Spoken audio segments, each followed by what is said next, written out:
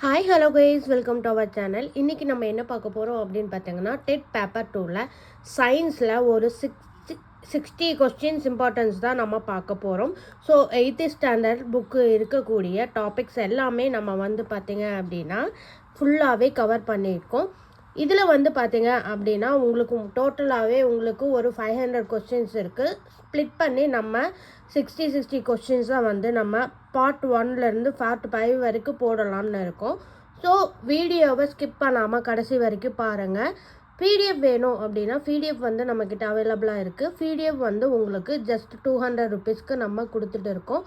வேணும் அப்படிங்கிறவங்க நம்ம சேனல் டிஸ்கிரிப்ஷனில் நம்பர் இருக்குது. ஸோ வாட்ஸ்அப் பண்ணுங்கள், நாங்கள் பிடிஎஃப் உங்களுக்கு சென்ட் பண்ணுறோம். இப்போது கொஸ்டின்ஸ் என்னென்ன அப்படிங்கிறது டைம் வேஸ்ட் பண்ணாமல் பார்த்துடலாம் வாங்க. இது பார்த்திங்க அப்படின்னா 8th standard book. So 8th standard புக்கில் இருக்கக்கூடிய கொஸ்டின்ஸ் எல்லாமே நம்ம கவர் பண்ணியிருக்கோம். Most repeated and important questions தான் உங்களுக்கு நான் சொல்ல போகிறேன்.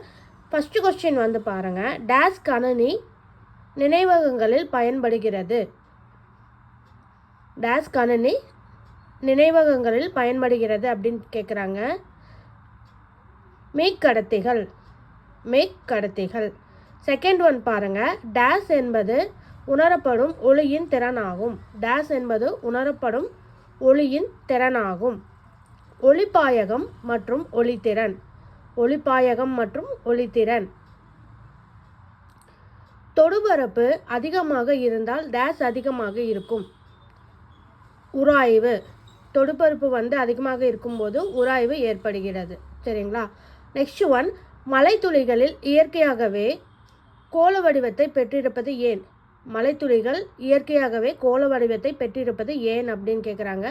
பரப்பு இழுவிசை. அடுத்தது, கண்ணாடிகளுக்கிடையே கிடைக்கப்படும் கோணத்தின் மதிப்பை குறைக்கும் போது தோன்றும் பின்பங்களின் எண்ணிக்கை. கண்ணாடிகளுக்கிடையே கிடைக்கப்பட்ட கோணத்தின் மதிப்பை குறைக்கும் போது தோன்றும் பிம்பங்களின் எண்ணிக்கை அப்படின்னு பார்த்தீங்கன்னா அதிகரிக்கும். ஓகேங்களா? பொதுவாக அது என்னாகும் அப்படின்னு பார்த்தீங்கன்னா அதிகரிக்கும். அடுத்தது பாருங்கள். 6th ஒன், ஒரு பொருளை பெரிதாக காட்டும் ஆடி எது அப்படின்னு கேட்குறாங்க. Most repeated and important questions இது. ஒரு பொருளை பெரிதாக காட்டும் ஆடி எது அப்படின்னு பார்த்தீங்கன்னா குழியாடி அப்படின்னு சொல்கிறாங்க. அடுத்தது, இதுவரை கண்டறியப்பட்டுள்ள தனிமங்கள். மொத்தம் எண்ணிக்கை கணக்கில் பார்க்கும்போது 118 தனிமங்கள் கண்டெடுக்கப்பட்டது. அடுத்தது, இயற்கையில் கிடைக்கக்கூடிய மொத்த தனிமங்கள். இயற்கையில் கிடைக்கக்கூடிய மொத்த தனிமங்களின் எண்ணிக்கை அப்படின்னு பார்த்தீங்கன்னா 92. மொத்தமாக 92 கிடைக்கப்பட்டிருக்கு. அடுத்தது, இயற்கையில் கிடைக்கக்கூடிய தனிமங்கள் எடுத்துக்காட்டு.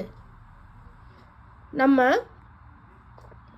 இதுக்கு முன்னாடி பார்த்த கொஸ்டின் மொத்த தனிமங்கள் அப்படிங்கிறத பார்த்தோம். ஸோ அதில் 92. அதில் பார்த்திங்கன்னா தனிமங்கள் அப்படின்னா என்னென்ன இயற்கையில் என்னென்ன கிடைக்கும் அப்படிங்கிறது நம்ம தெரிஞ்சுக்கணும் இல்லையா? அதனால் அதையும் பார்த்துடலாம். என்னென்ன அப்படின்னு பார்த்திங்கன்னா தாமிரம், இரும்பு, தங்கம் மற்றும் வெள்ளி. தாமிரம், இரும்பு, தங்கம் மற்றும் வெள்ளி இதெல்லாம் தான் இயற்கையாகவே தனிமங்களில் கிடைக்கக்கூடிய பொருட்கள். ஓகேங்களா? பொருட்கள் அப்படின்னு கேட்டால் இதெல்லாம் எழுதணும். மொத்த தனிமங்கள் எண்ணிக்கை அப்படின்னு கேட்டாங்கன்னா 92 அப்படிங்கிறத மென்ஷன் பண்ணிக்கோங்க. அடுத்தது, அணு என்பது எந்த சொல்லிலிருந்து உருவாக்கப்பட்டது? அணு என்பது எந்த சொல்லிலிருந்து உருவாக்கப்பட்டது அப்படின்னு பார்த்தீங்கன்னா அட்டாமஸ். ஓகேங்களா? அட்டாமஸ் அப்படிங்கிற சொல்லிலிருந்து உருவாக்கப்பட்டது. அடுத்தது பாருங்கள். ஆய்வகங்களில் தயாரிக்கப்படும் தனிமங்களுக்கு உதாரணம் எது அப்படின்னு கேட்குறாங்க. என்ன உதாரணம் அப்படின்னு பார்த்தீங்கன்னா technetium, promethium, neptunium, plutonium. Technetium, promethium, neptunium, plutonium. அடுத்தது, முதலில் அணுவை பற்றின அறிவியல் பூர்வமாக கொள்கையை வெளியிட்டவர் யார்? முதலில் அணுவை பற்றின அறிவியல் பூர்வமான கொள்கையை வெளியிட்டவர் யார் அப்படின்னு பார்த்தீங்கன்னா ஜான் டால்டன். அடுத்தது பாருங்கள். ஜான் டால்டனை தொடர்ந்து அணு கொள்கையை வெளியிட்டவர்.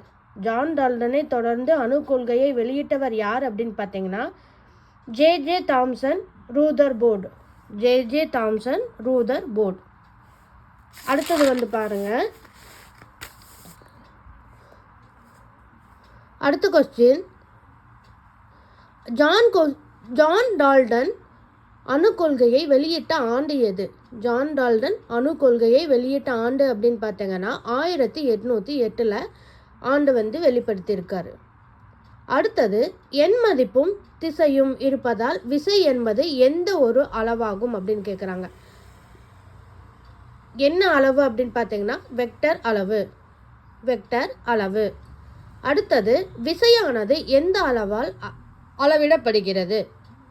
விசையானது எந்த அளவால் அளவிடப்படுகிறது அப்படின்னு பார்த்தீங்கன்னா நியூட்டன் எண். நியூட்டன் எண். அடுத்தது, எந்த ஒரு பொருளின் புறப்பரப்பிற்கும் செங்குத்தாக செயல்படும் விசை? செங்குத்தாக செயல்படக்கூடிய விசை அப்படின்னு பார்த்தீங்கன்னா உந்து விசை. உந்து விசை. அடுத்தது வந்து பாருங்க, விசை ஏற்படுத்தும் விளைவை அளப்பதற்கு எந்த அளவு பயன்படுகிறது? விசை ஏற்படுத்தும் விளைவை அளப்பதற்கு எந்த அளவு பயன்படுகிறது அப்படின்னு பார்த்தீங்கன்னா அழுத்தம். அழுத்தம். நெக்ஸ்ட் ஒன் பாருங்க, உந்து விசை எந்த அலகினால் அளவிடப்படுகிறது? உந்து விசை எந்த அலகினால் அளவிடப்படுகிறது அப்படின்னு பார்த்தீங்கன்னா நியூட்டன். நெக்ஸ்ட் ஒன் பாருங்க, அழுத்தத்தின் அலகு. அழுத்தத்தின் அலகு பாஸ்கல் அல்லது nm-2 ஆகும். ஓகேங்களா? nm-2. அடுத்தது பாருங்க, புவியை சுற்றிலும் காற்று நிரப்பப்பட்டுள்ளது. இந்த உரைக்கு என்ன பெயர்? புவியை சுற்றிலும் காற்று நிரப்பப்பட்டுள்ளது. இந்த உரைக்கு என்ன பெயர் அப்படின்னு கேட்குறாங்க. வளிமண்டலம் அப்படின்னு பெயர். நெக்ஸ்ட் ஒன் பாருங்க, விசை அல்லது எடை வளிமண்டல அழுத்தத்தை அளக்க பயன்படும் கருவி எது? விசை அல்லது எடை வளிமண்டல அழுத்தத்தை அளக்க பயன்படும் கருவி எது? பாரோமீட்டர். Answer barometer. அடுத்தது வந்து பாருங்க, பாரோமீட்டர் கண்டுபிடித்தவர் யார்? பாரோமீட்டரை வந்து கண்டுபிடித்தவர் யார் அப்படின்னு பார்த்தீங்கன்னா டாரி செல்லி. டாரி செல்லி. நெக்ஸ்ட் ஒன், திரவ அழுத்தத்தில் உள்ள வேறுபாடுகளை அறிய உதவும் கருவி. திரவ அழுத்தத்தில் உள்ள வேறுபாடுகளை அறிய உதவும் கருவி அப்படின்னு பார்த்தீங்கன்னா மானோமீட்டர். மானோமீட்டர். அடுத்தது வந்து பாருங்க, வாகனங்களில் உள்ள தடை பிரேக் இருக்கு இல்லைங்களா, அதனுடைய அமைப்பு வந்து எதன் அடிப்படையில் நடைபெறுகிறது அப்படின்னு பார்த்தீங்கன்னா பாஸ்கல் விதி. பாஸ்கல் விதி. ஓகேங்களா? அடுத்தது வந்து பாருங்க, மலைத்துளைகள் இயற்கையாகவே கோள வடிவத்தை பெற்றிருப்பது ஏன் அப்படின்னு கேட்குறாங்க. இதற்கு காரணம் அப்படின்னு பார்த்தீங்கன்னா பரப்பு இழுவிசை தான் காரணம். ஓகேங்களா? அடுத்தது வந்து பாருங்க, தாவரங்களில் நீர் மேலேறுவதற்கு காரணம் என்ன அப்படின்னு கேட்குறாங்க. அதுவும் பரப்பு இழுவிசை தான். ஸோ இயற்கையாகவே வந்து பார்த்திங்கன்னா கோள வடிவத்தை வந்து பெற்றிருப்பது தான் மலைத்துளிகளுக்கு காரணம். அதனால தான் இது வந்து பரப்பு இழுவிசையை கொண்டு இருக்கும். அதே போல் தாவரங்களில் கீழிருந்து நீர் வந்து மேலேற்றுவதற்கு இதன் அடிப்படை காரணமாக தான் மேலேற்றப்படுறாங்க. ஓகேங்களா? ஸோ ரெண்டுக்கும் ஒரே ஆன்சர் தான், பட் கொஸ்டின் மட்டும் மாறுது. ஸோ அதை கரெக்டாக பார்த்துக்கோங்க. தாவரங்களில் நீரை கடத்த உதவுவது எது அப்படின்னு கேட்குறாங்க. ஒரு தாவரத்தில் வந்து நீரை கடத்த உதவுவதற்கு சைலம் திசுக்கள் வந்து அதிகமாக பயன்படுத்தப்படுகிறாங்க. ஓகேங்களா? அடுத்தது வந்து பாருங்க, சைலம் என்ற மெல்லிய குழாயில் எந்த செயல்பாட்டின் காரணமாக நீர் மேலேறுகிறதுன்னு கேட்குறாங்க. எந்த செயல்பாட்டு அப்படின்னு பார்க்குறீங்கன்னா நுண்புழை ஏற்றம். நுண்புழை ஏற்றம் காரணமாக குழாயில் வந்து பார்த்தீங்க அப்படின்னா சைலம் அப்படிங்கிற ஒரு நீர் வந்து மேலேற்றப்படுகிறது. அடுத்தது வந்து பாருங்க, நீர் சிலந்தியானது நீரின் பரப்பில் எளிதாக நடக்க உதவுவது எதனுடைய விசையில் அப்படின்னு கேட்குறாங்க. ஸோ சிலந்தியானது நீரின் பரப்பின் மேலே எதனால நடக்க உதவுது அப்படின்னு பார்த்தீங்கன்னா நீர் இருக்கக்கூடிய பரப்பு இழுவிசை காரணமாக தான் இது வந்து நடக்க உதவுகிறது. அடுத்தது, உயர்வு பொருளுக்கு எடுத்துக்காட்டு.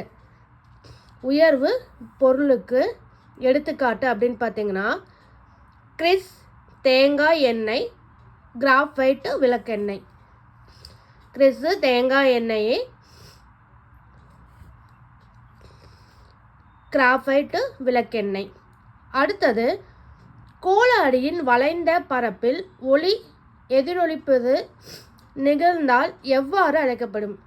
இப்போது ஒரு கோள வடிவத்தில் இருக்கக்கூடிய பரப்பளவில் ஒளி எதிரொலிப்பது என்ன அப்படின்னு பார்த்தீங்கன்னா எதனால் அப்படின்னு பார்த்தீங்கன்னா குழியாடி அப்படிங்கிற ஒரு நிகழ்வுனால் ஏற்படக்கூடிய ஒரு நிகழ்வு ஆகும். அடுத்தது அலங்காரத்திற்கு பயன்படுத்தப்படும் கண்ணாடி எந்த ஆடிக்கு உதாரணம் அப்படின்னு கேட்குறாங்க. அலங்காரத்திற்கு பயன்படுத்தப்படும் கண்ணாடி எந்த ஆடிக்கு உதாரணம் அப்படின்னு பார்த்தீங்கன்னா குழியாடி அப்படிங்கிறதுக்கு இது உதாரணமாக கருதப்படுறாங்க. Next one,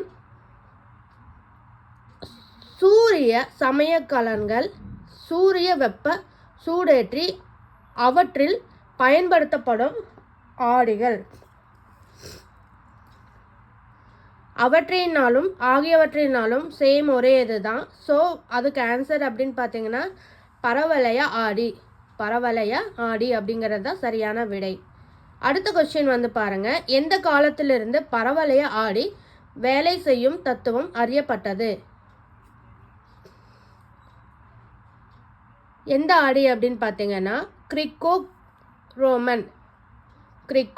Roman. அடுத்தது பாருங்க, பரவளைய ஆடியின் வடிவம் பற்றிய தகவல்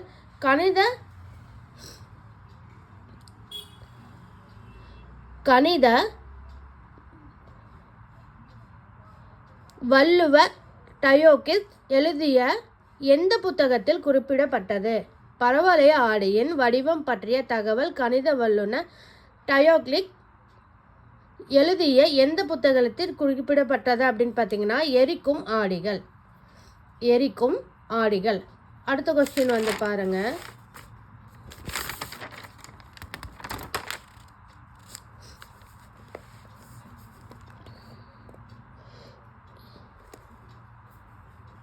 எந்த இயற்பியலாளர் 10ஆம் நூற்றாண்டில் பரவளைய ஆடிகளை பற்றிய கண்டறிந்தார்? எந்த இயற்பியலாளர் 10ஆம் நூற்றாண்டில் பரவளைய ஆடிகள் பற்றி கண்டறிந்தார் அப்படின்னு பார்த்தீங்கன்னா ஈபின் ஷால். அடுத்தது பாருங்க, முதலாவது பரவளைய ஆடிகள் எதிரொலிக்கும் வானவை வங்கி வடிவில் வடிவமைத்தவர் யார்? முதலாவது பரவளைய ஆடியை எதிரொலிக்கும் வானலை வங்கி வடிவில் வடிவமைத்தவர் யார் அப்படின்னு பார்த்தீங்கன்னா ஹென்றி ஹெர்ட்ஸ். அடுத்த கொஸ்டின் பாருங்க, கோள ஆடிகளில் தோன்றும் பின்பம் எத்தனை வகைப்படும்? கோள ஆடிகளில் தோன்றும் பின்பம் மொத்தமாக 2 வகைப்படும். அது என்னென்ன அப்படின்னு பார்த்தீங்கன்னா மெய்பின்பம், மாயப்பின்பம். நெக்ஸ்ட் ஒன், திரையில் பிடிக்க இயலும் பின்பம் எது அப்படின்னு பார்த்தீங்கன்னா மெய்பின்பம். நெக்ஸ்ட் ஒன் பாருங்க, திரையில் பிடிக்க இயலாத பின்பம் எது அப்படின்னு கேட்குறாங்க. திரையில் பிடிக்க இயலாத பின்பம் அப்படின்னு பார்த்தீங்கன்னா மாயப்பின்பம். அடுத்தது, குவி ஆடியில் பொருளானது ஈரில்லாத தொலைவில் வைக்கப்படும் பொழுது எந்த பின்பம் தோன்றுகிறது அப்படின்னு கேட்குறாங்க. குவி ஆடியில் பொதுவாகவே பார்த்தீங்க அப்படின்னா ஈரில்லாத தொலைவில் இருக்கும். அது பொதுவாகவே நேரான மாயப்பின்பத்தில் இருக்கும். ஓகேங்களா? ஆன்சர் நேரான மாயப்பின்பம். அடுத்தது, வாகனங்களின் பின்புறம் வரும் வாகனங்களின் பரப்பிற்கு பயன்படுத்தப்படும் ஆடி.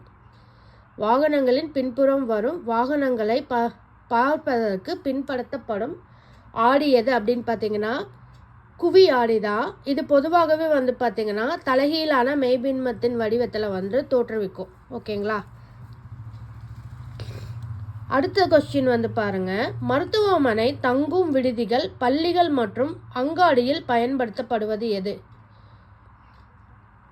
அப்படின்னு பார்த்தீங்கன்னா குவி ஆடி. ஓகேங்களா? நெக்ஸ்ட் ஒன் பாருங்க, ஒரே ஒரு பொருளானது 3 பின்பங்களாக கண்ணாடியில் தெரிவது எது அப்படின்னு கேட்குறாங்க. ஸோ இதுவும் வந்து பார்த்திங்கன்னா குவியாடி தான். இது பொதுவாக வந்து பார்த்திங்கன்னா பன்முக எதிரொலிப்பு தன்மைகளை கொண்டு இருக்கும். பன்முக எதிரொலிப்பு தன்மை. ஓகேங்களா? ஸோ இந்த குவியாடி அப்படிங்கிறது வந்து நிறைய கொஸ்டின்ஸ் நான் வந்து சொல்லியிருப்பேன். ஸோ இது எல்லாமே வந்து பார்த்திங்க அப்படின்னா ரொம்ப இம்பார்ட்டண்டான கொஸ்டின்ஸு. ஸோ மறக்காமல் எல்லா கொஸ்டின்ஸையும் வந்து படிச்சுட்டு போங்க ஃப்ரெண்ட்ஸ். கண்டிப்பாக இதில் வந்து நீங்கள் 30 மார்க்ஸ்க்கு கன்ஃபார்மாக நீங்கள் எடுக்கலாம். அடுத்த கொஸ்டின் வந்து பாருங்கள். இரு கண்ணாடிகளுக்கு இடைப்பட்ட கோணம். இது கண்ணாடிகளுக்கு இடைப்பட்ட கோணம் அப்படின்னு பார்த்தீங்கன்னா 360 டிகிரி. 360 டிகிரி.